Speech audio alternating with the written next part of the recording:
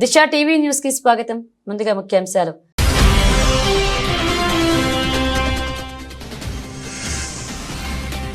గుంటూరులో నరేట్కో ప్రాపర్టీ షోను ప్రారంభించిన సీఎం చంద్రబాబు నాయుడు. ఆంధ్రప్రదేశ్లో నిర్మాణ రంగం అభివృద్ధిపై దృష్టి సారించామని వెల్లడి.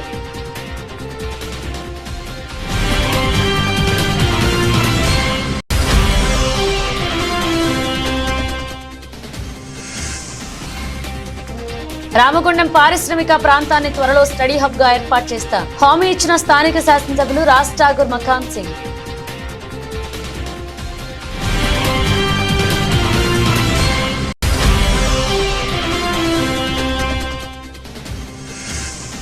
ఏడీబీ 4 వరుసల రహదారి పనుల పురోగతిపై క్షేత్రస్థాయిలో ఉప ముఖ్యమంత్రి తనిఖీ. గ్రామాల వారీగా పనుల పురోగతి వివరించిన కలెక్టర్ పి ప్రశాంతి.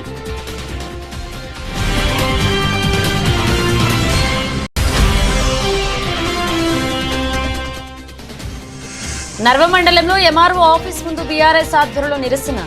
ఇచ్చిన హామీ ప్రకారం రైతులకు రైతు భరోసా ఎకరానికి 15,000 చెల్లించాలని డిమాండ్.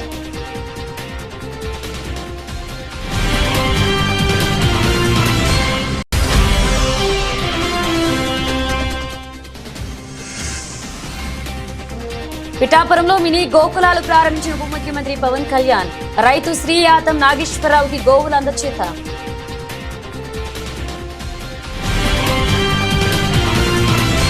హైదరాబాద్ లో 4th సిటీగా ఫ్యూచర్ సిటీ నిర్మించాలని నిర్ణయించామని తెలంగాణ ముఖ్యమంత్రి రేవంత్ రెడ్డి అన్నారు.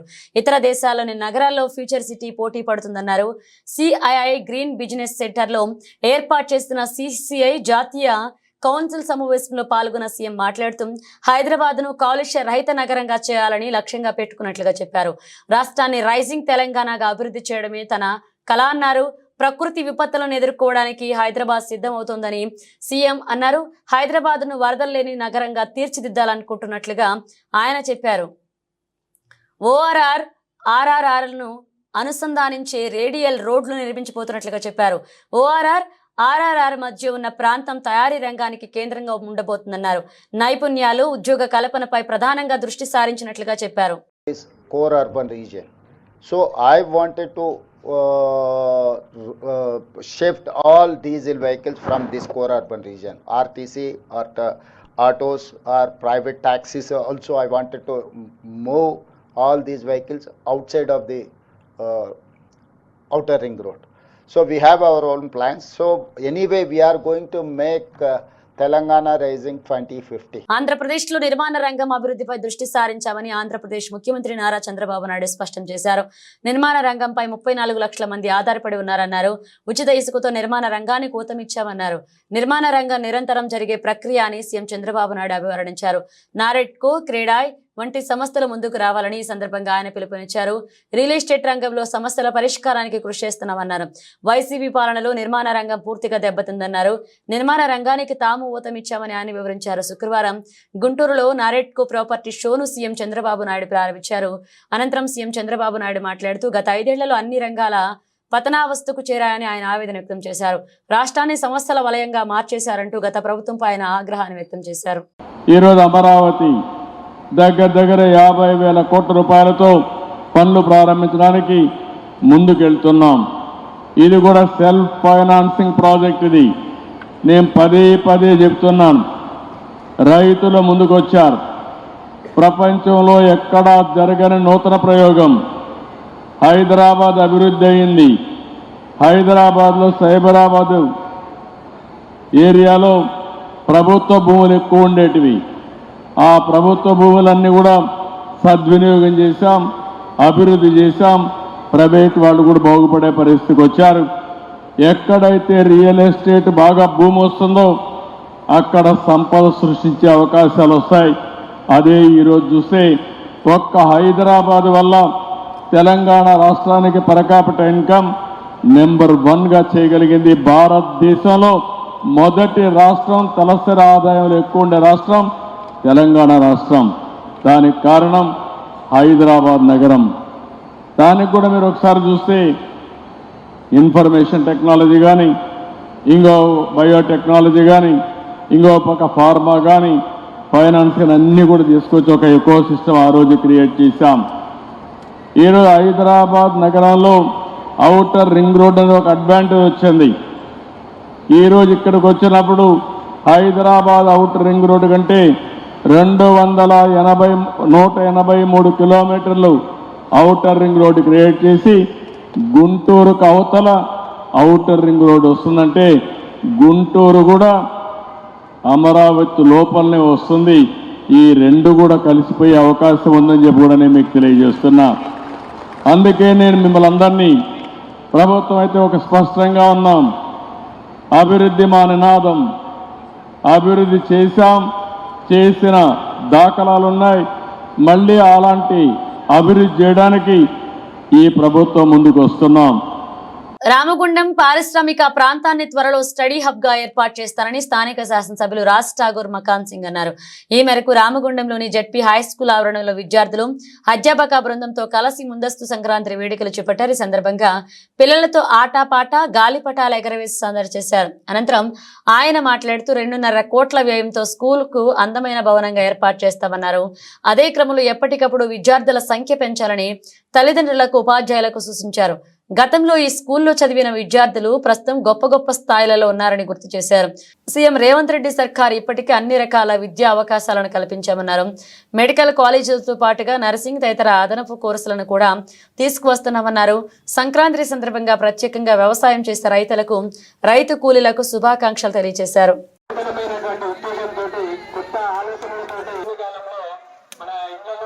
పాత వస్తువులన్నీ కూడా తీసుకొచ్చి దహనం చేసి మన పరిపాలన కార్యక్రమము ఒక ప్రధానమైనటువంటి ఉద్దేశము.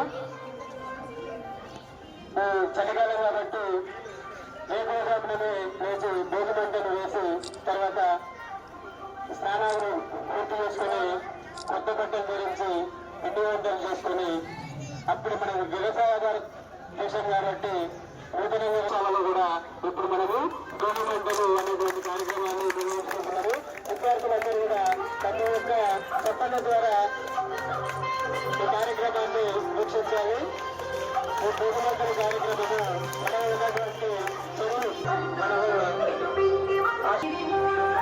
వ్యవసాయ సమృద్ధి దేశం కాబట్టి కాంగ్రెస్ రాష్ట్రాలు మన ఇంటికి వచ్చినటువంటి అవకాశం.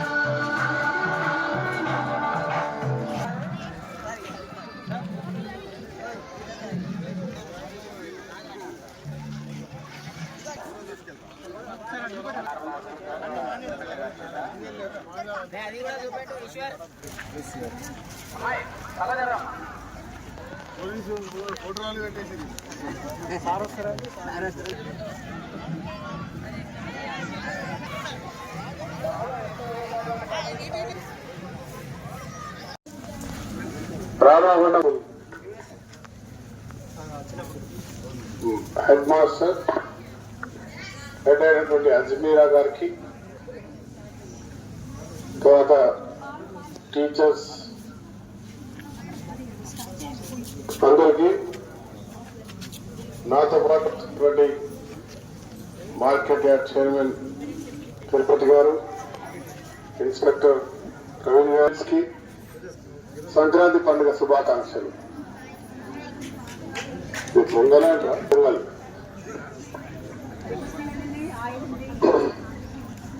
ప్రతి సంవత్సరం గొప్పగా ఈ కార్యక్రమాన్ని జరుపుకుంటున్నారని చెప్పి అజ్మీర్ గారు చెప్తా ఉన్నారు. ఇప్పుడే వక్తలు కనుమ, భోగి, సంక్రాంతి 3 పండుగల గురించి వివరంగా చెప్పడం జరిగింది. రైతులు ఘనంగా జరుపుకునేది. ఎలా కనుమ అంటే పశువులను మన వాడుకునే అన్నిటి వ్యవసాయం సంబంధించిన పనిముట్లను చేస్తూ రేపు భోగి మంటలు నిర్వహించి చెడంతా దాంట్లో పోవాలని, మంచి జరగాలని, సంక్రాంతి ఇంకా వచ్చే పంటలతో పాటు అందరూ సుఖ సంతోషాలతో ఉండడానికి మంచి పిండి వంటలతో రకరకాల వంటకాలు చేసుకొని చిన్న పెద్ద తేడా లేకుండా ఘనంగా జరుపుకునేటువంటి ఒక పండుగ. ఇది దేశవ్యాప్తంగా జరుగుతుంది కానీ రకరకాల పేర్లతోటి. భారతదేశంలో అన్ని రాష్ట్రాల్లో జరుగుతుంది, కాకపోతే పేర్లు వేరుంటాయి. కొన్ని డిఫరెంట్ డేస్, మంత్స్ లో డిఫరెన్స్ ఉంటాయి. సేమ్ మంత్ ఉంటాయి కానీ డిఫరెంట్ నేమ్లలో చేస్తూ ఉంటారు. మనం కూడా భారతదేశం అంతా కూడా వ్యవసాయ సంబంధించిన ఆధారితమైనటువంటి భారతదేశం. మనం అందరం కూడా భూమిని నమ్ముకున్నటువంటి బిడ్డలం. ఈరోజు భారతదేశం అత్యంత స్థాయిలో ప్రపంచానికి ధీటుగా పోటీగా ముందుకెళ్తా ఉంది.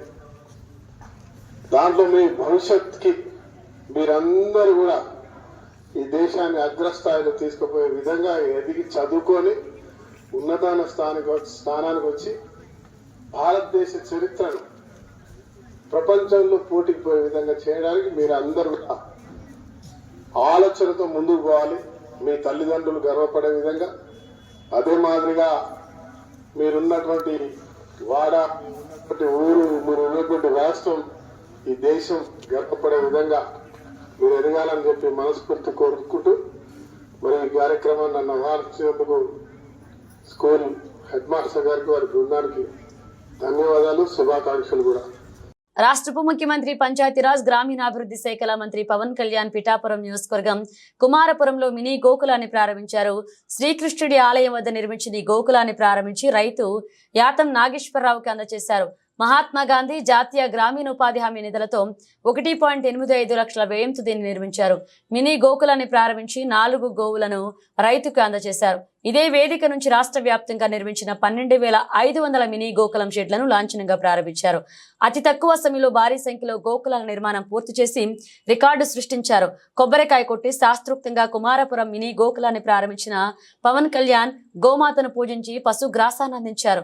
అనంతరం గోకులం నిర్మాణ శైలిని పరిశీలించారు. గోకులం షెడ్లలో ఏర్పాటు చేస్తున్న మౌలిక వస్తువులను పశుసంవర్ధక శాఖ అధికారులను అడిగి తెలుసుకున్నారు. అనంతరం పశుసంవర్ధక శాఖ ఆధ్వర్యంలో పాడి రైతులకు అందిస్తున్న సదుపాయాలపై ఏర్పాటు చేసిన ఎగ్జిబిషన్ ను పరిశీలించారు. పశువులకు అందిస్తున్న దాణా, అందుబాటులో ఉన్న పశుగ్రాసం వంగడాలు, పశుగణాభివృద్ధికి తీసుకుంటున్న చర్యలను ఈ చిత్ర ప్రదర్శన ద్వారా క్షుణ్ణంగా అధ్యయనం చేశారు. పంచాయతీరాజ్ గ్రామీణాభివృద్ధి శాఖ ఇతర ప్రభుత్వ శాఖల సమన్వయంతో పిఠాపురం నియోజకవర్గ పరిధిలో ఇప్పటి వరకు పూర్తి చేసిన అభివృద్ధి పనుల వివరాలతో కూడిన పోస్టర్ను పరిశీలించారు. మునుగోడు నియోజకవర్గం చౌటుప్పల మండలం దేవులమ్మ నాగారంలో వైకుంఠ ఏకాదశిని పురస్కరించుకుని శ్రీ మహాలక్ష్మి సమేత శ్రీ ఆది మహావిష్ణువును మునుగోడు శాసనసభ్యులు కోమటిరెడ్డి రాజగోపాలరెడ్డి కుటుంబ సమేతంగా ఉత్తర ద్వారం ద్వారా దర్శించుకున్నారు. మహాలక్ష్మి సమేత ఆది మహావిష్ణువు ఆలయ దర్శనానికి వచ్చిన కోమటిరెడ్డి రాజగోపాలరెడ్డి కుటుంబానికి ఆలయ చైర్మన్ వరాకాంతం జంగారెడ్డి, పాలకవర్గ స్థానిక నాయకులు ఘనస్వాగతం పలికారు. వైకుంఠ ఏకాదశి సందర్భంగా ఆది మహావిష్ణువు ఆలయ 9వ వార్షికోత్సవ వేడుకలు అత్యంత వైభవంగా జరిగాయి. స్వామివారి తిరుకళ్యాణ మహోత్సవ కార్యక్రమాన్ని నేత్రపర్వంగా నిర్వహించారు. స్వామివారి దర్శనానంతరం కళ్యాణ మండపంలో నిర్వహించిన స్వామివారి తిరుకళ్యాణ మహోత్సవంలో పాల్గొని స్వామివారికి పట్టు వస్త్రాలు సమర్పించి స్వామివారి కళ్యాణ మహోత్సవాన్ని ఎమ్మెల్యే దంపతులు వీక్షించారు. అనంతరం ఎమ్మెల్యే మాట్లాడుతూ రాష్ట్ర ప్రజలందరికీ ముక్కోటి ఏకాదశి శుభాకాంక్షలు తెలిపారు. ప్రజలందరూ సుఖ సంతోషాలతో ఆయురారోగ్యాలతో చల్లగా ఉండాలని ఆ మహావిష్ణువుని ప్రార్థిస్తున్నట్లుగా తెలిపారు.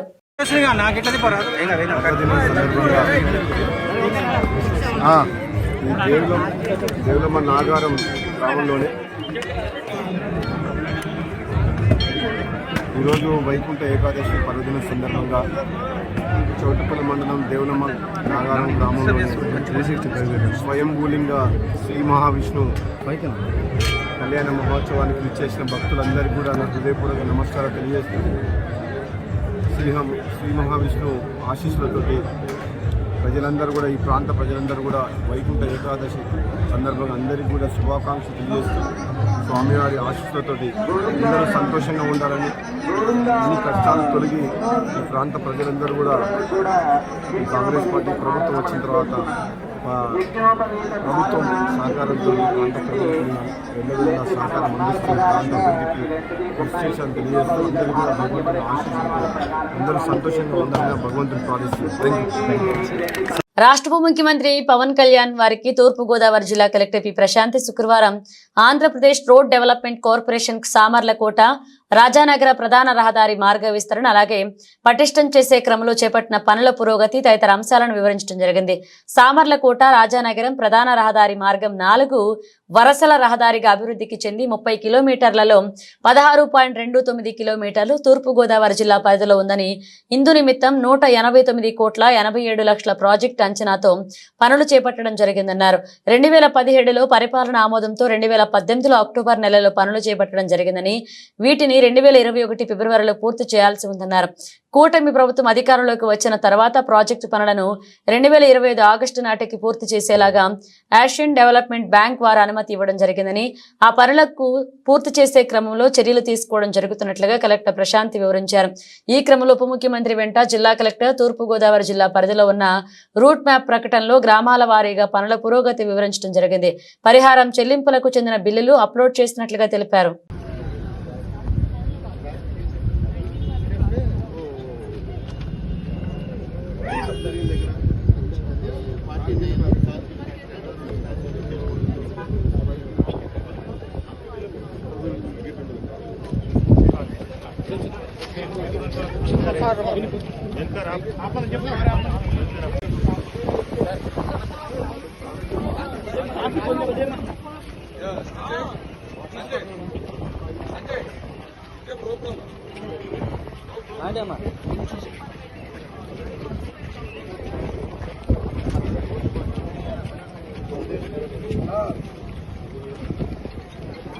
నారాయణపేట జిల్లా నర్వ మండలంలో కాంగ్రెస్ ప్రభుత్వం ఎన్నికల్లో ఇచ్చిన హామీ ప్రకారం రైతులకు రైతు భరోసా ఎకరానికి 15,000 చెల్లించాలని డిమాండ్ చేస్తూ నర్వ మండలంలో ఎంఆర్ఓ ఆఫీస్ ముందు బీఆర్ఎస్ పార్టీ ఆధ్వర్యంలో నిరసన కార్యక్రమంలో పాల్గొన్నారు. నర్వ మండల బీఆర్ఎస్ పార్టీ అధ్యక్షుడు మహేశ్వరరెడ్డి మాట్లాడుతూ కాంగ్రెస్ ప్రభుత్వం రైతు భరోసా పథకం కింద రైతులకు ఇచ్చిన హామీ ప్రతి ఏడాదికి ఎకరానికి 15,000 పెట్టుబడి సాయం ఇస్తామని చెప్పి ఇప్పుడు 12,000కు కుదించడం రైతులను నిలువుగా మోసం చేస్తున్నారన్నారు. దశాబ్దాలుగా కాంగ్రెస్ చేతిలో మోసపోతున్న రైతన్న లేదని, కాంగ్రెస్ పార్టీ అంటేనే మోసం పార్టీ అని మరొకసారి రుజువైందన్నారు. ఎన్నికల్లో ఇచ్చిన హామీలను నిలబెట్టుకోలేని ఈ ప్రభుత్వం నమ్మి ఓటేసిన పాపానికి మోసానికి పాల్పడిన కాంగ్రెస్ ను రైతన్నలు ఈ కాంగ్రెస్ తీరు రైతాంగానికి పూర్తి వ్యతిరేకమని, ఈ రైతులకు బీఆర్ఎస్ పార్టీ సంపూర్ణ మద్దతు ఉంటుందని తెలియజేస్తూ కాంగ్రెస్ ప్రభుత్వం రైతులకు ఇచ్చిన హామీలు నెరవేర్చాలని తహసీల్దార్ వినతి పత్రం అందజేశారు. ఈ కార్యక్రమంలో బీఆర్ఎస్ పార్టీ పెద్దలు, సీనియర్ నాయకులు, మండల నాయకులు, వివిధ గ్రామాల నుంచి వచ్చిన కార్యకర్తలు పాల్గొన్నారు. ముఖ్యమంత్రి స్థాయి కాకముందు రైతులు మోసపోయే మాటలకి వాళ్ళు మోసపోతూ ఉన్నారు కనుక మేము మోసపోయే మాటలు చెప్పి ఎన్నికలు ఓట్లు వేసుకునే అలవాటు మారుతుందని చెప్పి ఆయన నిస్సిగ్గుగా స్టేట్మెంట్ ఇచ్చిన వాట్సాప్లో చాలామంది మీకు తెలుసు. ఈ మాట రేవంత్ రెడ్డి నోటి నుంచి వచ్చిన మాట.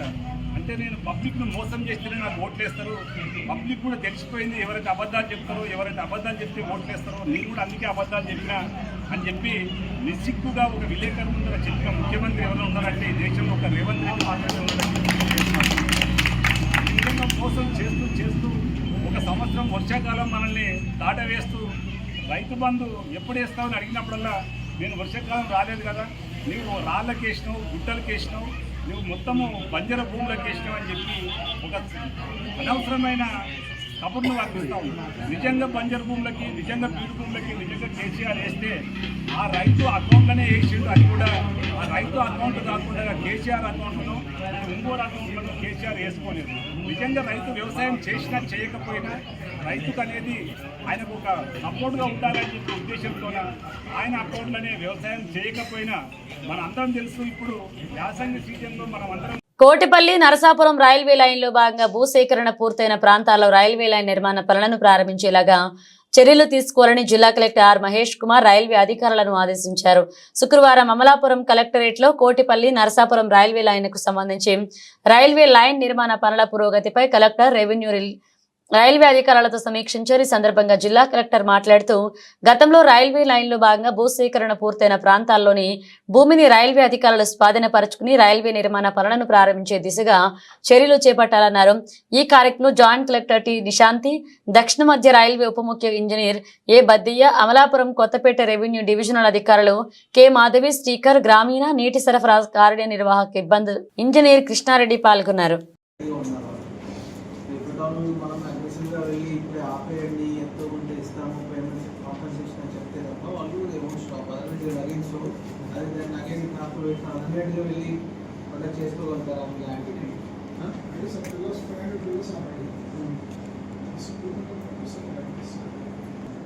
సెక్రటరీతో కూడా మాట్లాడి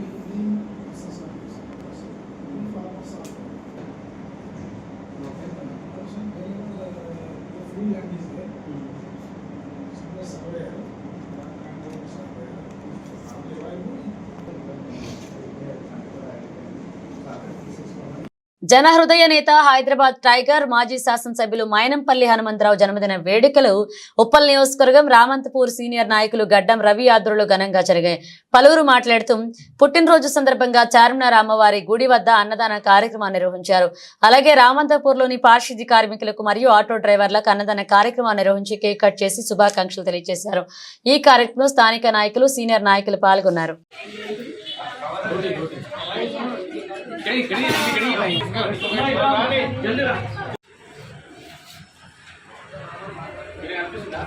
ఈరోజు టైగర్ మైనంపల్లి హనుమంతన్న బర్త్డే సందర్భంగా రామంతపూర్లోని గిరిబాబు ఆఫీస్ కాడ ముఖ్య అతిథిగా విచ్చేసిన మాజీ కార్పొరేటర్ పావని రెడ్డి గారు, అదేవిధంగా కంటెస్ట్ కార్పొరేటర్ సుధాకర్ రెడ్డి గారు, మన జనంపల్లి వెంకటేశ్వర రెడ్డి గారు, యూత్ కాంగ్రెస్ కోటేష్ గారు, అదేవిధంగా ఐకాన్ మోహన్ రెడ్డి గారు, మన పెద్దలు రాఘవరెడ్డి అన్న గారు, వీళ్ళందరూ విచ్చేసి ఈ యొక్క కార్యక్రమాన్ని విజయవంతం చేసి ఈరోజు పొద్దున్నే చార్మినార్ కాడ కూడా అమ్మవారిని దర్శించుకొని హనుమంతరావు గారికి ఇంకో 100 సంవత్సరాలు ఇట్లనే జన్మదినం తెలుసుకోవాలని చెప్పి కోరుకుంటూ బద్దం మోహన్ రెడ్డి గారి ఆధ్వర్యంలో ఈరోజు చార్మినార్ కాడ అన్నదాన కార్యక్రమం కూడా జరిగింది.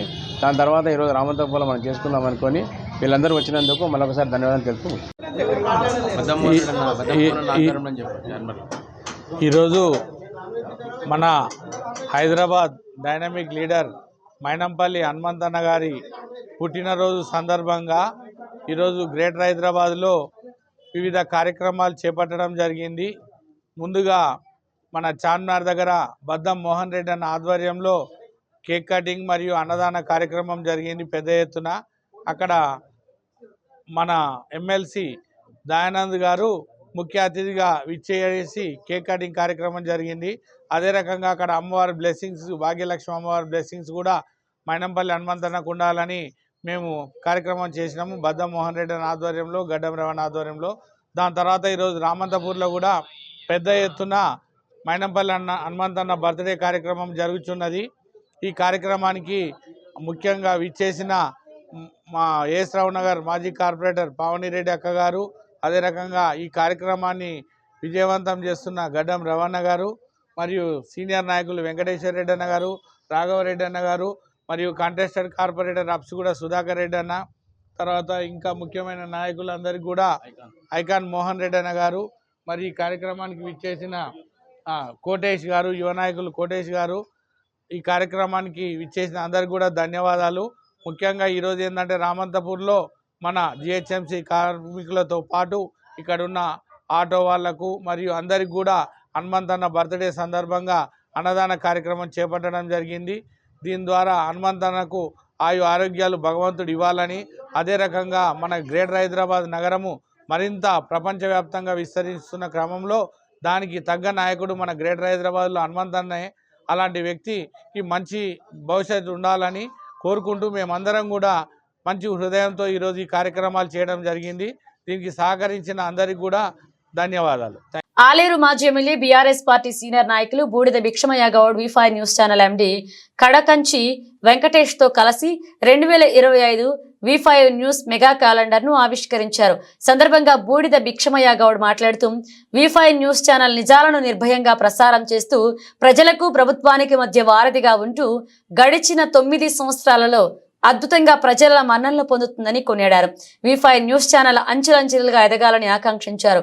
ఈ కార్యక్రమంలో editor Chandrasekhar, general manager Prajwala Devisetti, bureau chief Sekhar Pagilla, correspondent Kiran తదితరులు పాల్గొన్నారు. మొట్టమొదటగా V5 న్యూస్ ఛానల్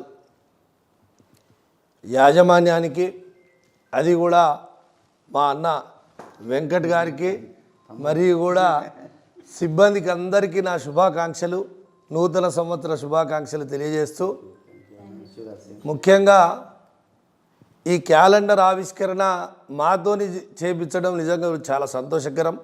ఎందుకంటే మా నియోజకవర్గంలో వారి తండ్రి గారైన మల్లయ్య గారు మేమందరం కలిసి రాజకీయంగా పనిచేసినటువంటి నేపథ్యం.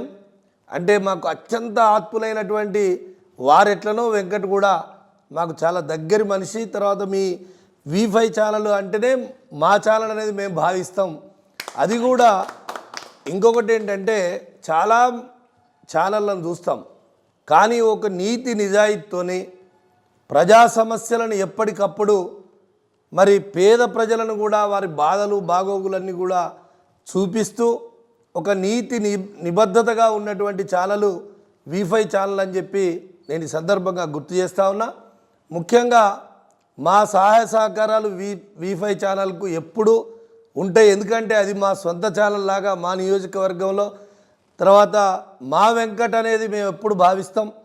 వారు కూడా అన్ని రంగాల్లో అభివృద్ధి చెందాలని చెప్పి ఆ భగవంతుని ముక్కోటి ఏకాదశి సందర్భంగా నేను వెంకటేశ్వర స్వామి గారిని కూడా కోరుతా ఉన్నా.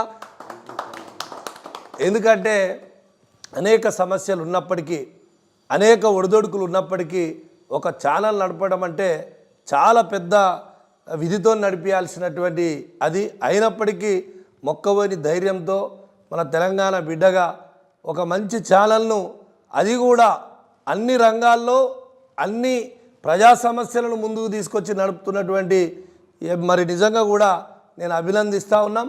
తర్వాత ఇప్పుడు ఏదైతే V5 ఛానల్ సందర్భంగా నేను తెలియజేస్తూ ఉన్నాను ఏంటంటే, రాజకీయాలకు వచ్చిందే ఏదో సేవ చేయాలనే అభిప్రాయంతో వచ్చినాం. పదవిలు ఉన్నా పదవి లేకపోయినా మేము ఉన్నటువంటి మా నేపథ్యం కూడా పేద ప్రజలతోని. ఎందుకంటే మేము పుట్టిందే పేద వర్గాల్లో పుట్టినాం, పేద వర్గాల నుంచెలే పైకి వచ్చినాం. కాబట్టి పేద వర్గాల బాధలు కానీ, వాళ్ళకు ఉన్నటువంటి కష్టాలు కానీ, వాళ్ళకున్న సమస్యలు ప్రతి ఒక్కటి కూడా క్షుణ్ణంగా మా జీవిత పాఠంలో చదివినటువంటి వాళ్ళం. కాబట్టి మేము వచ్చిందే కేవలం. బులెటిన్ ముగించే ముందు హెడ్లైన్స్ మరోసారి.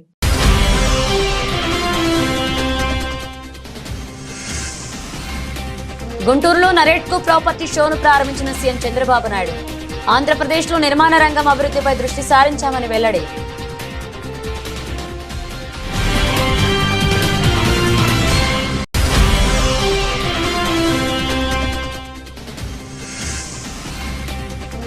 రామగుండం పారిశ్రామిక ప్రాంతాన్ని త్వరలో స్టడీ హబ్ గా ఏర్పాటు చేస్తా హామీ ఇచ్చిన స్థానిక శాసనసభ్యులు రాజ్ ఠాగూర్ మకాన్ సింగ్.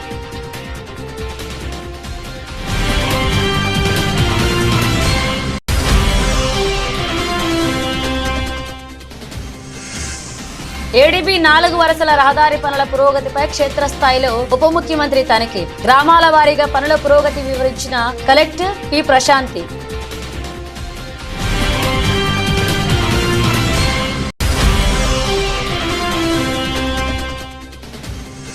నర్వ మండలంలో ఎంఆర్ఓ ఆఫీస్ ముందు బీఆర్ఎస్ ఆధ్వర్యంలో నిరసన.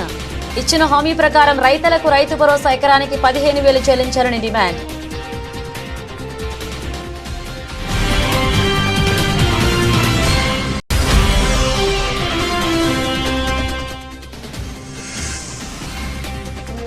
పిఠాపురంలో మినీ గోకులాలు ప్రారంభించిన ఉప ముఖ్యమంత్రి పవన్ కళ్యాణ్.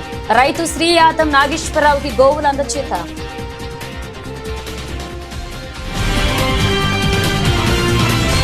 ఇవి బులెటిన్ అప్డేట్స్. మరణ అప్డేట్స్ తో మళ్ళీ కలుద్దాం.